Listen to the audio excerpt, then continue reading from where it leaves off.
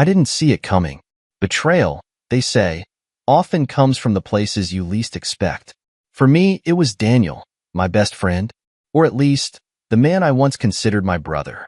The man I trusted with my secrets, my victories, and yes, my heartbreaks. The man who stood beside me through college exams, late-night ramen runs, and endless conversations about how we'd conquer the world together. And Amanda, my fiancée, my world. She was the axis on which my dreams revolved. Beautiful, ambitious, and charming in ways that left me utterly defenseless. For years, I thought I had it all.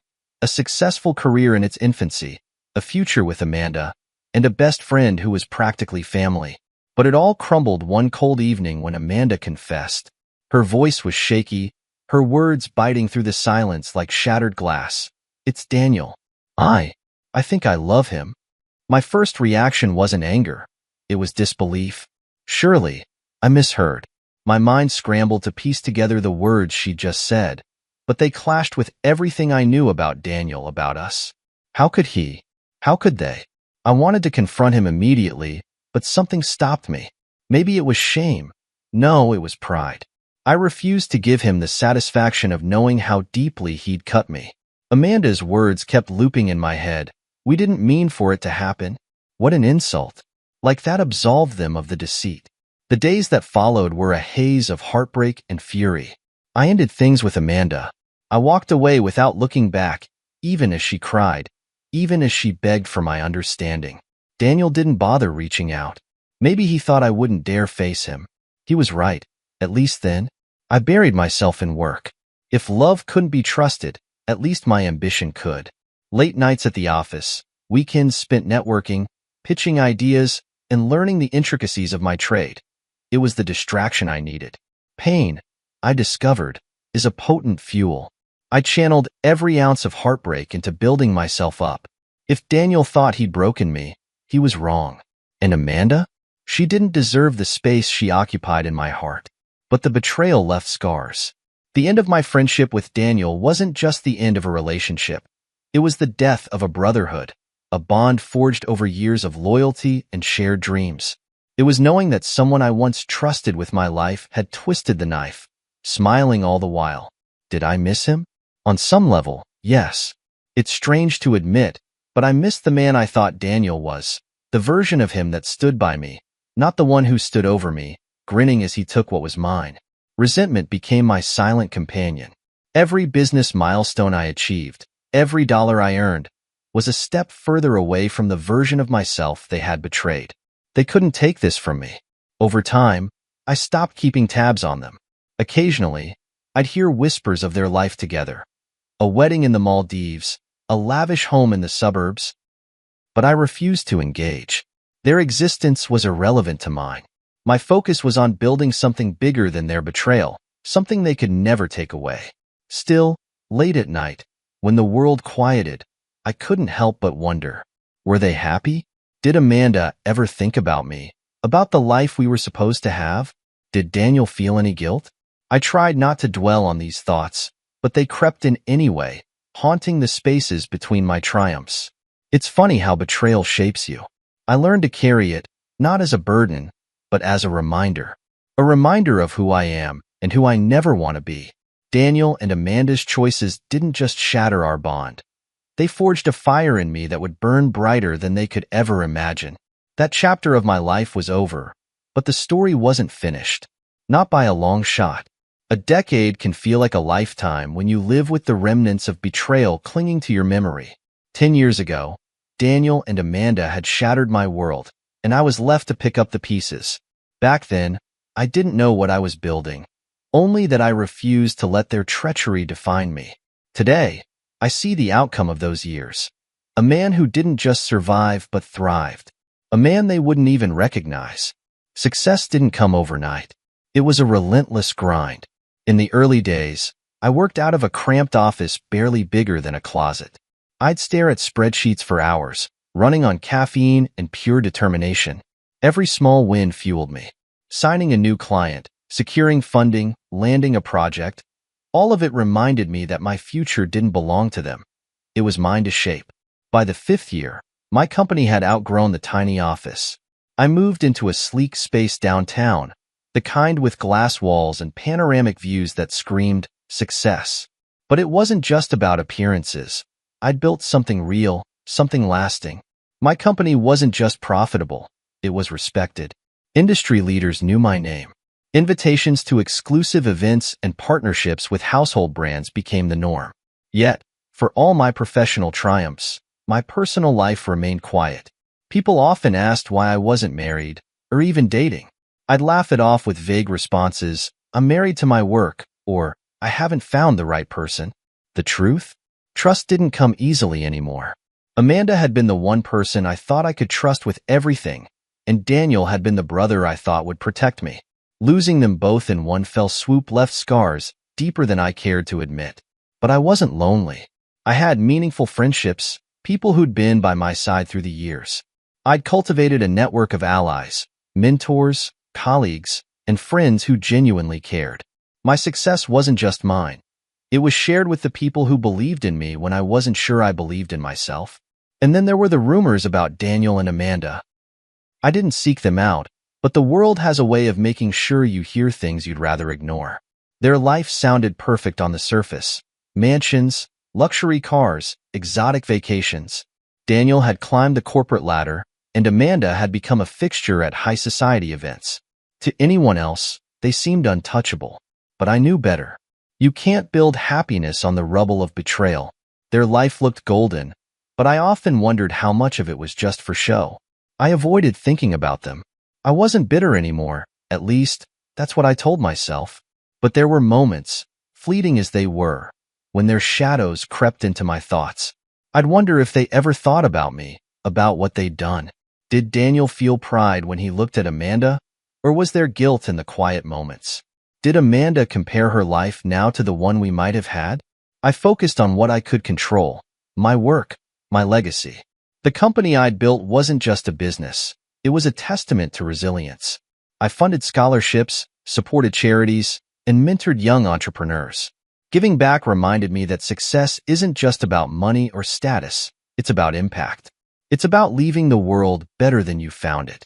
I rarely allowed myself to dwell on the past, but there were nights when memories resurfaced. The betrayal didn't sting the way it once did, but it left a dull ache, like an old injury that flares up in the cold. I didn't hate Daniel or Amanda anymore.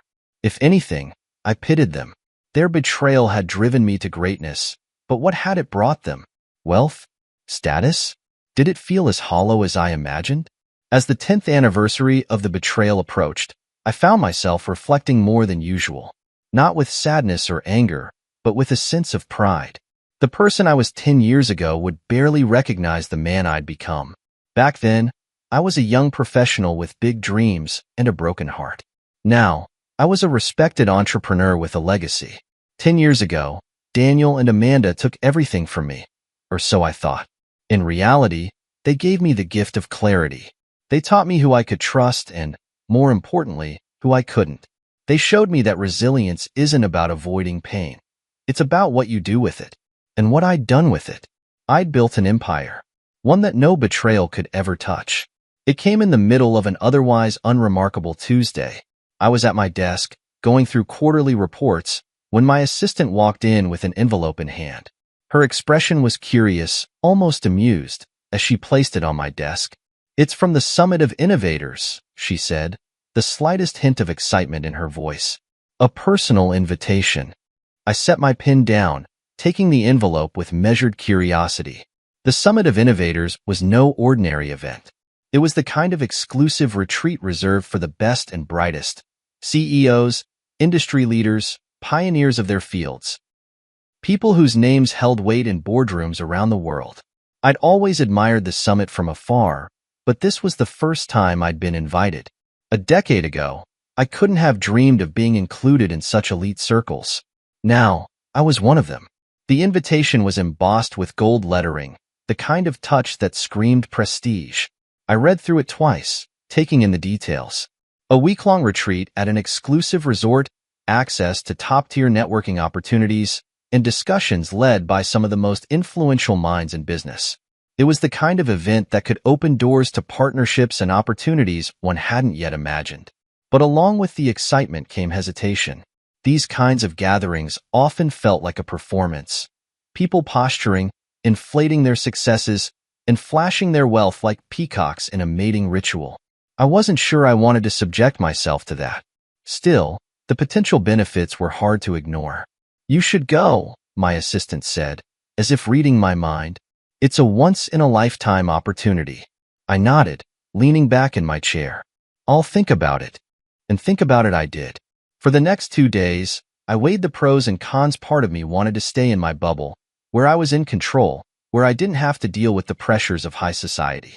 But another part of me, the ambitious part, knew that this was a chance to elevate my work, to forge connections that could take my company to the next level. On the 3rd day, I decided to attend. I instructed my assistant to RSVP on my behalf and began preparing for the retreat. Little did I know, this decision would lead me straight into the storm I'd spent years avoiding. The resort was as luxurious as the invitation had promised. Nestled in the mountains, surrounded by breathtaking views, it was a haven of sophistication and exclusivity. Upon arrival, I was greeted with the kind of meticulous hospitality reserved for the ultra-wealthy. The staff knew my name, my preferences, even how I liked my coffee. It was impressive, if a little unnerving. The first evening was a casual welcome reception, a chance for attendees to mingle and set the tone for the week ahead. I entered the grand hall, scanning the room filled with elegant people in tailored suits and designer dresses. Conversations buzzed around me, a symphony of power and influence. I was mid-conversation with a venture capitalist when I heard a voice behind me, a voice I hadn't heard in 10 years. "Is that?" The voice trailed off, laced with disbelief. I turned slowly, my heart briefly skipping a beat. And there they were, Daniel and Amanda, my past, staring me in the face. They looked almost the same, yet different. Amanda's beauty was still striking, but there was something tired in her eyes. Daniel had aged too, though his self-assured smirk hadn't changed. The surprise on their faces was quickly replaced by something else, unease. They hadn't expected me to be here, to be part of this exclusive circle. And why would they? 10 years ago, they'd written me off, taking what they thought was the best of me and leaving me in the dust. I didn't flinch. I didn't show any reaction beyond a polite nod. "Daniel." "Amanda," I said evenly. "It's been a long time." Daniel recovered first, his smirk returning. "It has. I didn't expect to see you here." I shrugged, my tone casual. Life takes us in unexpected directions. Amanda said nothing, her gaze flitting between me and Daniel. For a moment, the three of us stood in silence, the weight of unspoken history hanging heavy between us. Then, as if on cue, Daniel extended his hand, his smile forced. "Well, it's good to see you," he said. "Let's catch up sometime this week." I shook his hand, my grip firm but not aggressive. "Sure," I replied, keeping my tone neutral. As they walked away, I allowed myself a small, private smile. They didn't know it yet, but this week was going to be far more interesting than they'd anticipated. I didn't avoid them, but I didn't seek them out either. The retreat was too important to let old ghosts derail my focus. For the first 2 days, I buried myself in discussions, workshops, and networking sessions. Every interaction felt like a step further into the elite circles I'd worked so hard to enter. But fate, as it often does, had other plans. It was at a mid-morning panel on innovation in emerging markets when I heard his voice again. "Mind if I join you?" I looked up from my notes, and there he was, Daniel. His confident smile hadn't faltered, though his eyes seemed to search mine for something. Validation, forgiveness, maybe even intimidation. I wasn't sure, and I didn't care. "Sure," I said casually, gesturing to the seat next to me. He sat down, adjusting his tailored blazer as if the movement itself was a statement of his success. For a moment, neither of us spoke, both watching the panelists discuss strategies and innovations. But I could feel his gaze, the weight of his curiosity. He wasn't here to listen to the panel. He was here for me. Finally, during a lull in the discussion, he leaned over. "You've done well for yourself," he said, his tone dripping with a mix of surprise and forced camaraderie. I glanced at him, offering a small smile. "I have. And you?" Oh, he said, waving a hand dismissively. Life's been good. Amanda and I are doing great. She's here too, by the way. We've been traveling a lot, Europe, Asia, the works. She's kept busy with her charity work. And me, well, he paused, flashing that smug smile. Corporate life has its perks. I nodded, keeping my expression neutral. Sounds like you've built a nice life. He leaned back in his chair, clearly enjoying the opportunity to flaunt. We have. Honestly, it's everything we dreamed of back in the day. You remember those conversations we used to have? About living the good life, climbing the ladder? I guess we both made it. I resisted the urge to laugh at his arrogance. I guess we did, I said evenly, turning my attention back to the panel. But Daniel wasn't done. He kept prodding, weaving anecdotes about his success, his travels, and Amanda into the conversation as though he needed to remind me of what he'd taken. It was almost comical. Here we were, surrounded by some of the most brilliant minds in the industry, and all he could focus on was me. At lunch, the reunion took another turn. I'd just finished a conversation with a potential investor when I saw Amanda walking toward me. She looked polished, every detail of her appearance meticulously curated. Her expression was unreadable, though I caught the slight hesitation in her step as she approached. "Hello," she said softly when she reached me. "It's been a while." "It has," I replied, keeping my tone polite but distant. She smiled, though it didn't reach her eyes. "You look good. Successful." "Thank you. You too." For a moment, we stood there, the silence between us heavy with everything we weren't saying. I could feel her searching for the right words, but whatever she was looking for, she didn't find it. Instead, she said, "I'm glad you're doing well. Truly." I nodded. "I am, and I hope you are too." Her smile faltered, just for a moment, but she quickly recovered. "Yes, of course. Life's good." As she walked away, I noticed something I hadn't seen in her before, a crack in her confidence. It wasn't obvious, but it was there, lingering in her posture, her tone. I didn't dwell on it, but it stuck with me. The day continued with more panels and networking, but the encounter with Daniel and Amanda lingered in my mind. Seeing them again, hearing their voices, brought back memories I thought I'd buried. But instead of pain or anger, I felt nothing. Their presence didn't intimidate me. If anything, it solidified how far I'd come. I was no longer the man they'd left behind. I was stronger, wiser, and more accomplished than they could have ever imagined. That evening, at the networking dinner, Daniel cornered me again. This time, Amanda was by his side, her smile more restrained than earlier. Daniel was in his element, laughing loudly, shaking hands, and making sure everyone knew he was somebody. When he finally turned his attention to me, his words were predictably smug. "Funny how life works, isn't it?" he said, swirling his glass of wine. "Back then, we were just two guys with big dreams, and now, well, look at us." "Yes," I replied calmly. "Look at us." His smile faltered, just for a second, but it was enough. Amanda shifted uncomfortably beside him, avoiding my gaze. Whatever they'd expected from this reunion, I had the distinct feeling it wasn't this. As the night wore on, I realized something important. I didn't need revenge or validation. The simple act of standing here, thriving in the face of their betrayal, was enough. They could boast all they wanted, but I knew the truth. And deep down, I suspected they did too. The next morning brought a renewed sense of focus. I was here for business, not nostalgia. Yet, the universe seemed intent on intertwining my path with Daniel and Amanda's. By now, their attempts to engage me had gone from smug arrogance to calculated persistence. Daniel, in particular, seemed to relish every opportunity to flaunt his so-called perfect life. It was during an informal networking session over coffee that he made his boldest move yet. I was standing near the buffet table, chatting with a fellow entrepreneur, when Daniel walked over, Amanda trailing slightly behind him. He waited for a lull in the conversation before inserting himself. "Good morning," he said, his voice dripping with false camaraderie. "Mind if I join you?" The entrepreneur I'd been speaking with excused himself politely, leaving me alone with Daniel and Amanda. I nodded, keeping my expression neutral. Of course. Daniel wasted no time launching into his monologue.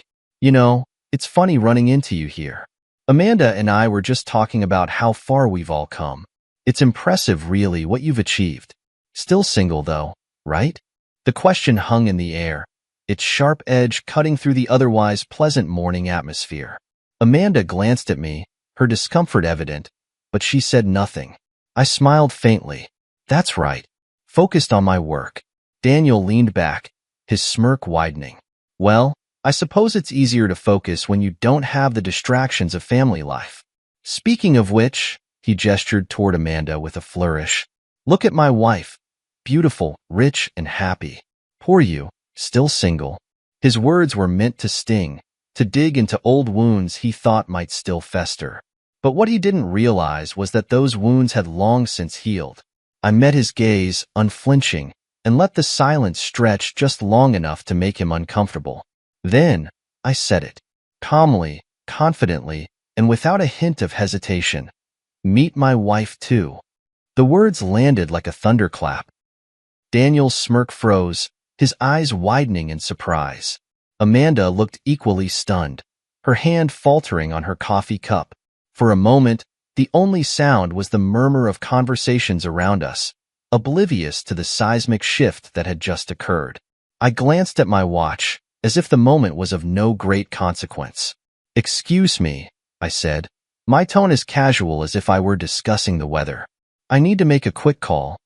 Leaving them in stunned silence, I walked away, pulling out my phone. The truth? I wasn't making a call. I didn't need to. But the dramatic pause served its purpose. I could feel their eyes on my back as I stepped outside, the tension between them almost palpable. I returned a few minutes later, composed and collected. The room had shifted. Daniel and Amanda were no longer the center of attention. The anticipation of who I might introduce as my wife had rippled through the gathering. The power dynamic had shifted, and I could see it in the way Daniel fidgeted and Amanda avoided eye contact. As I rejoined the room, my wife entered. She was elegance personified, a vision of confidence and poise that drew every gaze in the room. Her entrance was like the opening act of a symphony, each step commanding attention without her needing to say a word. People whispered her name, recognition sparking like wildfire. She wasn't just my wife. She was a force in her own right, a titan in the industry, admired and respected by everyone present. Daniel's expression was priceless. His confident facade crumbled as he stared, his mouth slightly agape. Amanda's reaction was even more telling. Her discomfort turned into something sharper. Envy, perhaps, or regret. Whatever it was, it made her shrink in her designer heels. I walked over to my wife, taking her hand with quiet pride. Everyone, I said, my voice carrying just enough authority to cut through the murmurs. This is my wife. The room erupted in applause, though it wasn't for me. It was for her. Daniel and Amanda clapped too, their motions stiff and robotic, their smiles forced. I could see the wheels turning in Daniel's mind, trying to reconcile the man he thought he'd left behind with the one standing before him now. As the applause died down, I caught Daniel's eye. He looked away first. For the rest of the day, their bravado was noticeably absent. Daniel didn't approach me again, and Amanda avoided even glancing in my direction. The tables had turned, and they both knew it. But I didn't feel triumphant, at least, not in the way they might have expected. This wasn't about revenge or one-upmanship. It was about reminding myself of the man I'd become and the life I'd built, despite their betrayal. That night, as my wife and I shared a quiet dinner, I reflected on the moment. 10 years ago, Daniel and Amanda had taken something from me, something I thought I couldn't live without. But in doing so, they'd given me the fire to build a life far greater than anything they could imagine. And now? Now I was free of them. Truly free. The room felt different after she arrived. My wife had a way of commanding attention without demanding it. Her presence was magnetic, a blend of confidence and warmth that made people gravitate toward her. Watching her move through the crowd, greeting people with her signature charm, I felt a quiet pride that was impossible to ignore. She wasn't just admired, she was revered. People whispered her name in awe, some even breaking from their conversations to approach her. To most of them, she was a titan in her field, a leader whose accomplishments had set new benchmarks in the industry. To me, she was the partner who had walked beside me through every challenge, her unwavering belief in me pulling me back from the brink on more than one occasion. Daniel and Amanda were still standing near the buffet table, their earlier bravado now replaced with a mix of confusion and disbelief. I made my way toward them, my wife catching my eye as I approached. Her smile was subtle but knowing. She'd pieced together the situation long before I reached her. "Daniel," I said, my voice calm but firm, "I'd like you to meet someone." Daniel turned, the color draining from his face as my wife stepped forward. Amanda, standing beside him, seemed frozen in place, her eyes darting between the two of us. My wife extended her hand with the same grace she carried in every interaction. "Hello," she said, her tone warm but unmistakably authoritative. "I'm Evelyn." Daniel took her hand mechanically, his smile faltering as he struggled to process the moment. Amanda's attempt at composure was even less convincing. Her polite smile wavered, her eyes betraying a mix of shock and something that looked suspiciously like envy. "Evelyn," Daniel repeated, his voice barely audible, "it's an honor." The irony wasn't lost on me. 10 years ago, he'd stolen what he thought was the pinnacle of my happiness. Now, standing before him was the woman who not only eclipsed everything Amanda had been to me, but also symbolized the life I'd built in the aftermath of their betrayal. I let the moment stretch, watching as Daniel and Amanda grappled with the weight of the realization. It wasn't just Evelyn's presence that stunned them. It was what she represented. Her achievements, her influence, her undeniable stature in the industry. She was everything they had pretended to be but weren't. "Evelyn," Amanda finally managed, her voice strained, "I've heard so much about you." Evelyn smiled, the kind of smile that could disarm even the most hardened critic. "I'm sure you have," she said, her tone light but pointed. "It's always nice to put faces to the names." The subtle jab wasn't lost on Amanda, whose cheeks flushed faintly. Daniel, for his part, looked as though he'd been struck by a realization he couldn't escape. As the conversation continued, I noticed the subtle shift in their demeanor. Gone was the arrogance, the smugness they'd carried so effortlessly before. In its place was a nervous energy, a palpable discomfort they couldn't mask. Evelyn, ever the diplomat, maintained her poise, steering the conversation with the kind of effortless grace that only made their discomfort more pronounced. When the conversation finally came to a close, Evelyn excused herself to speak with another attendee, leaving me alone with Daniel and Amanda. For a moment, none of us spoke. The silence between us was heavy, a collision of past and present that neither of them seemed equipped to navigate. Daniel began, his voice trailing off as he searched for the right word. "Impressive." I smiled faintly, meeting his gaze. "She is." Amanda's expression was harder to read. Her usual composure had cracked, revealing a vulnerability she seemed desperate to hide. "You've done well for yourself," she said finally, though her tone lacked conviction. "I have," I replied simply, "and I'm grateful for every step of the journey that brought me here." The words weren't meant to sting, but I knew they did. They carried a weight that couldn't be ignored, a reminder that the life they thought they destroyed had only grown stronger in their absence. As the day progressed, their attempts to re-engage with me became increasingly awkward. Daniel, who had once relished every opportunity to flaunt his success, now seemed unsure of his footing. Amanda, whose confidence had once been her greatest weapon, looked more like a shadow of the woman I'd once known. By the time the day's events concluded, it was clear that the cracks in their facade were beginning to show. Their carefully constructed image of perfection was unraveling, thread by thread, under the weight of the truth they couldn't escape. That evening, as Evelyn and I sat together on the terrace overlooking the mountains, I couldn't help but reflect on the day's events. The man I'd been 10 years ago would have sought revenge, would have reveled in their discomfort. But the man I was now felt nothing but clarity, a sense of peace that came from knowing I'd risen above their betrayal. "They didn't see that coming," Evelyn said with a quiet laugh, her hand resting lightly on mine.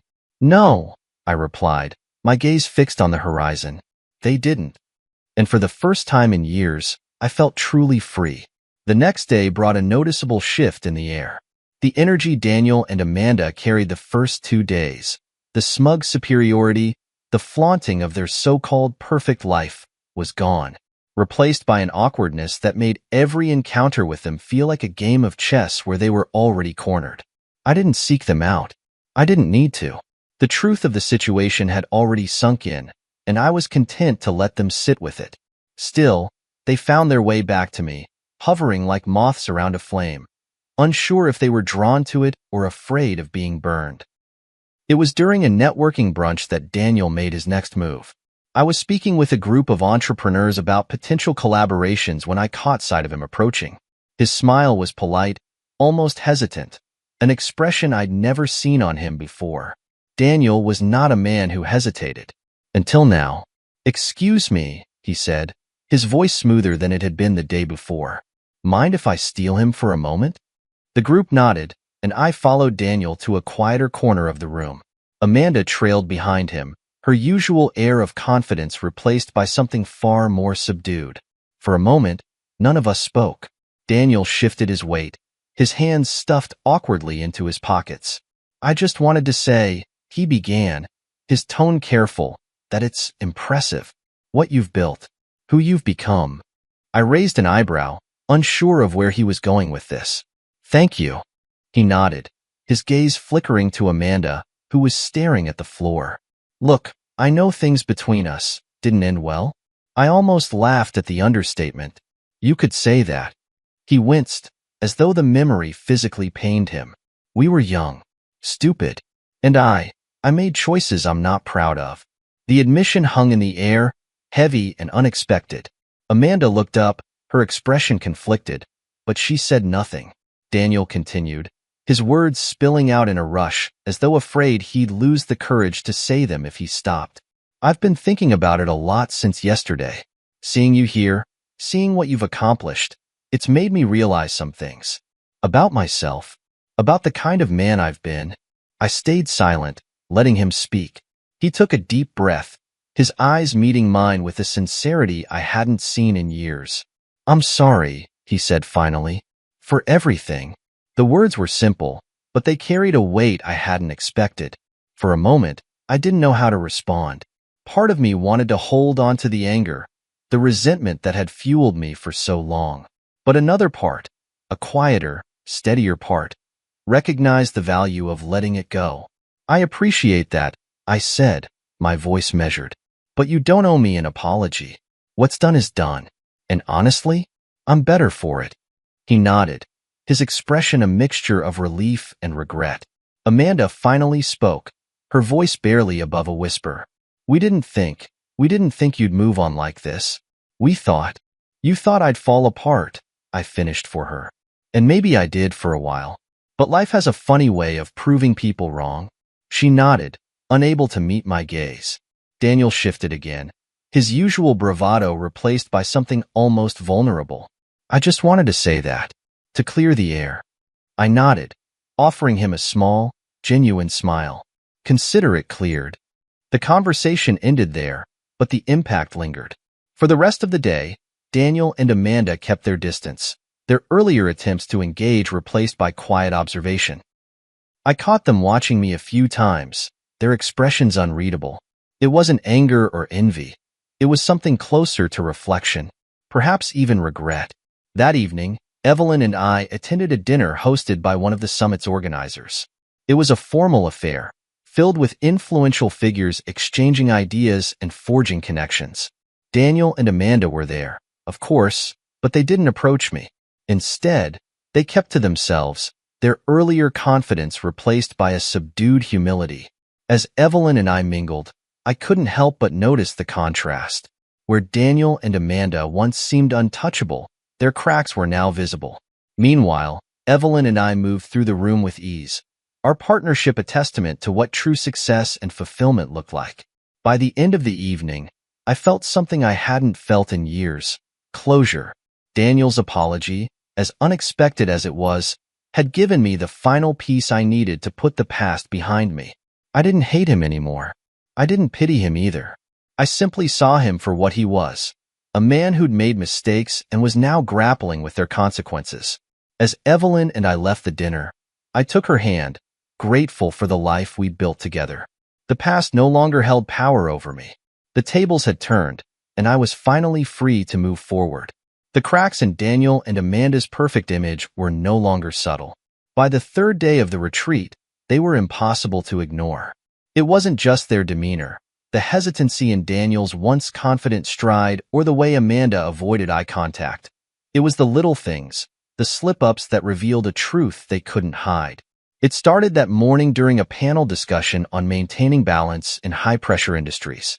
I sat a few rows behind them, close enough to observe without drawing attention. Daniel, who had always prided himself on being a picture of composure, was fidgeting, his attention elsewhere. Amanda leaned in to whisper something to him, but he shook his head, brushing her off. The tension between them was palpable. During the coffee break, I found myself near enough to catch fragments of their conversation.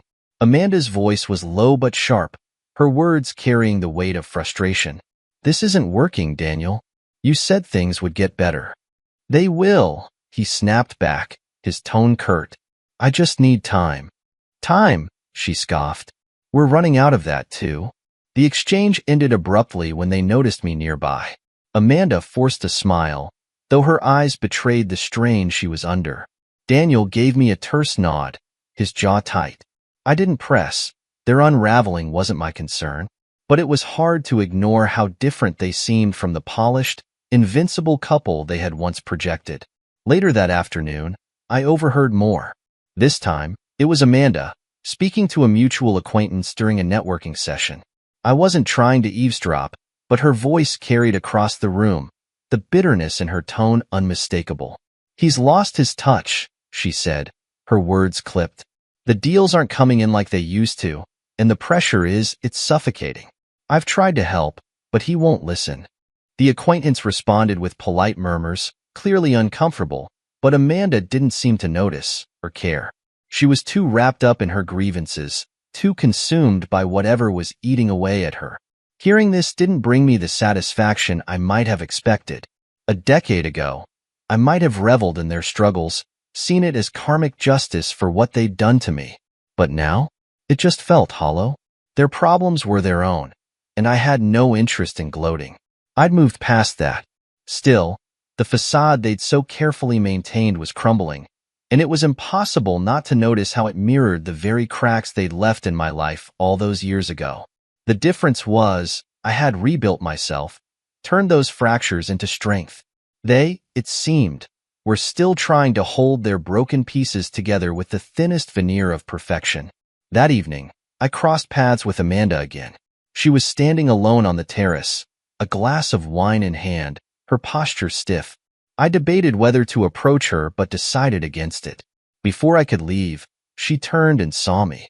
"Hi," she said, her voice softer than it had been earlier. "Hi," I replied, nodding politely. For a moment, she said nothing, just stared out at the view. Then, almost as if she couldn't stop herself, she spoke. "You've done well for yourself." "I have," I said simply.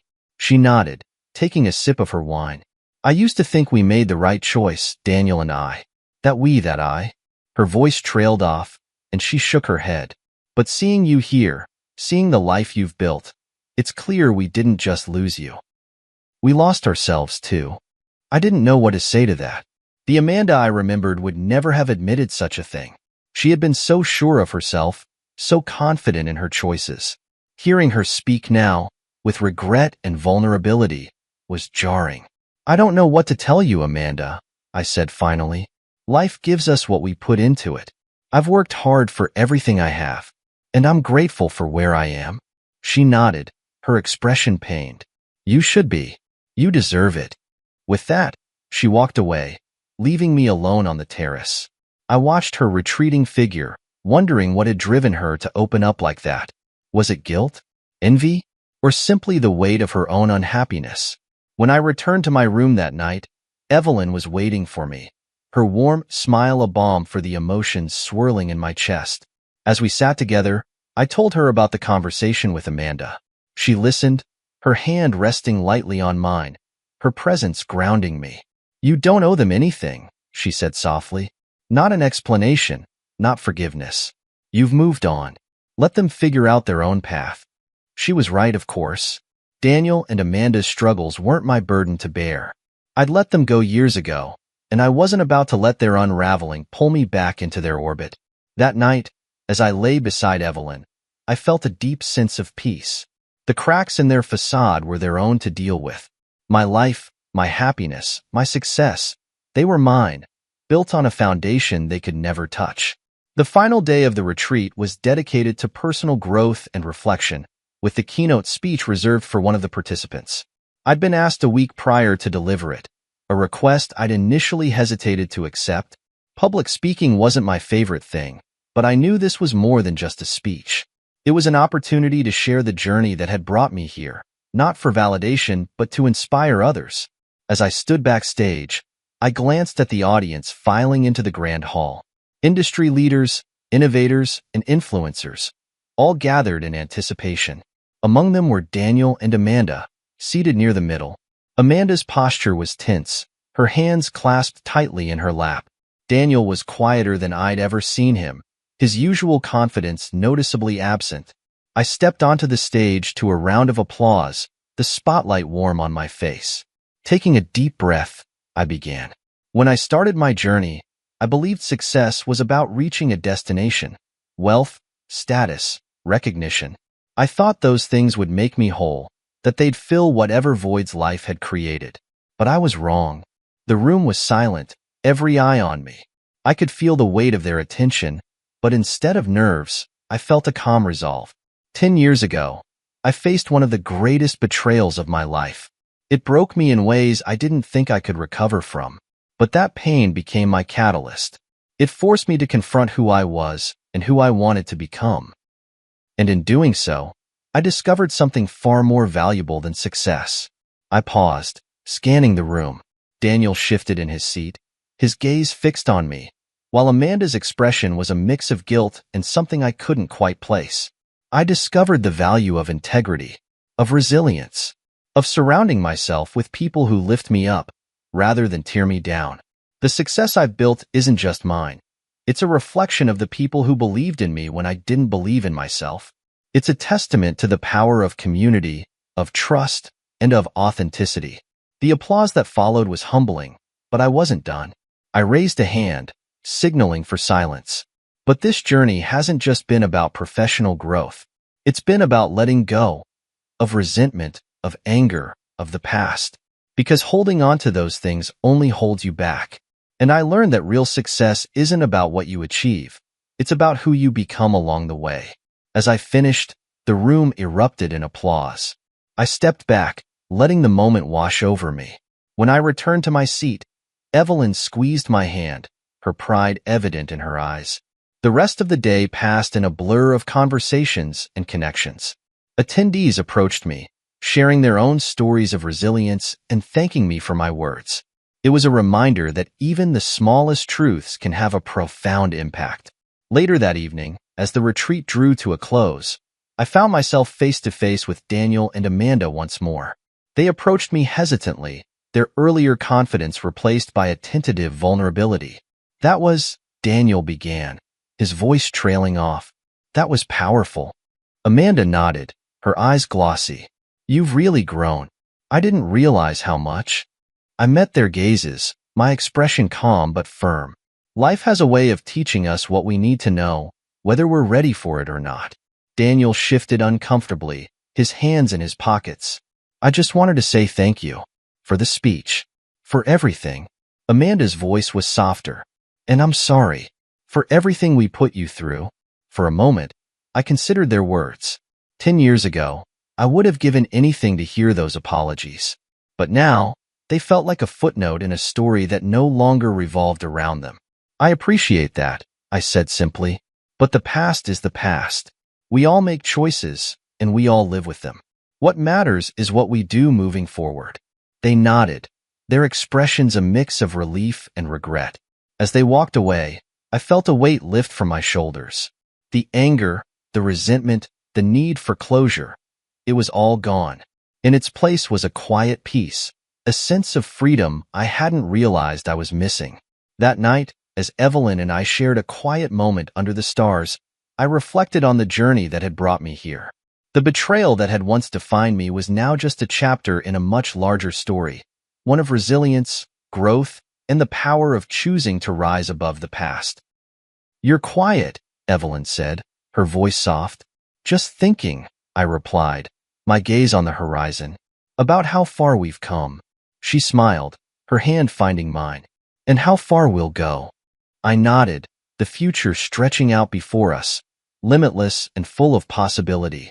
For the first time in a long time, I felt truly at peace. As the retreat came to an end, there was a sense of finality in the air, a quiet understanding that this wasn't just the conclusion of an event, it was the closing of a chapter in my life. I watched as the attendees gathered their belongings, exchanged goodbyes, and promised to stay in touch. Among them were Daniel and Amanda, their presence a faint echo of what they had once been in my life. I noticed them standing by the exit, speaking in hushed tones. Amanda looked tired, her shoulders slumped under the weight of whatever burden she carried. Daniel's posture was stiff, his usual air of confidence replaced by something quieter, more subdued. For a moment, I wondered if they'd approach me again, but they didn't. Instead, they left quietly, their departure marked not by fanfare, but by a lingering sense of unfinished business. Evelyn and I stayed behind, savoring the last moments of the retreat. We wandered through the emptying halls, reflecting on the conversations and connections that had made the past few days so memorable. Evelyn's hand slipped into mine, her touch grounding me as it always did. "You handled everything beautifully," she said, her voice soft but full of pride. I smiled, glancing at her. "It wasn't easy, but it was necessary." She nodded, her gaze thoughtful. "Do you feel lighter now?" I considered her question, letting the quiet settle around us. "Yes," I said finally. "I do." The truth was, seeing Daniel and Amanda again had forced me to confront parts of myself I thought I'd buried. Their betrayal had shaped me, but it no longer defined me. I had built a life that was rich and meaningful, not in spite of them, but because I'd chosen to rise above what they'd done. Later that evening, as Evelyn and I sat on the balcony of our suite, overlooking the mountains, I found myself reflecting on the journey that had brought me here. The pain, the anger, the relentless drive to prove myself. It had all been part of the process. But now, I felt something different. Contentment, gratitude, a deep appreciation for the life I'd built and the woman who shared it with me. "You know," Evelyn said, breaking the comfortable silence, "it's funny how life works. 10 years ago, you probably couldn't have imagined this." I chuckled, shaking my head. "Not even close. And yet, here you are. Stronger, happier, whole." Her words hung in the air, a quiet affirmation of everything I'd come to realize. I looked at her, the woman who had been my anchor through every storm, and felt a surge of gratitude so profound it nearly overwhelmed me. "Thank you," I said, my voice low but steady. She tilted her head, a small smile playing on her lips. "For what?" "For believing in me. For standing by me. For being you." Her smile widened, and she reached for my hand. "Always." As the stars emerged in the night sky, I thought about Daniel and Amanda. I didn't know what their future held, and for the first time, I realized I didn't need to. Their journey was theirs to navigate, just as mine was mine. Whatever resentment I had once harbored was gone, replaced by a quiet acceptance. They were part of my story, but they no longer held the pen. The retreat had been a reminder of many things, of how far I'd come, of the strength I'd found within myself, and of the importance of letting go. But most importantly, it had reminded me of the life I had built, a life grounded in authenticity, love, and resilience. As Evelyn and I turned in for the night, I felt a sense of closure I hadn't realized I needed. The past was behind me, the future stretched out before me, and for the first time in a long time, I felt truly free. And as I drifted to sleep, one thought remained clear. Life has a way of balancing the scales. Call it karma, call it fate, or simply call it the result of hard work and perseverance. Whatever it was, I knew this much. It was mine, and it was worth every step of the journey.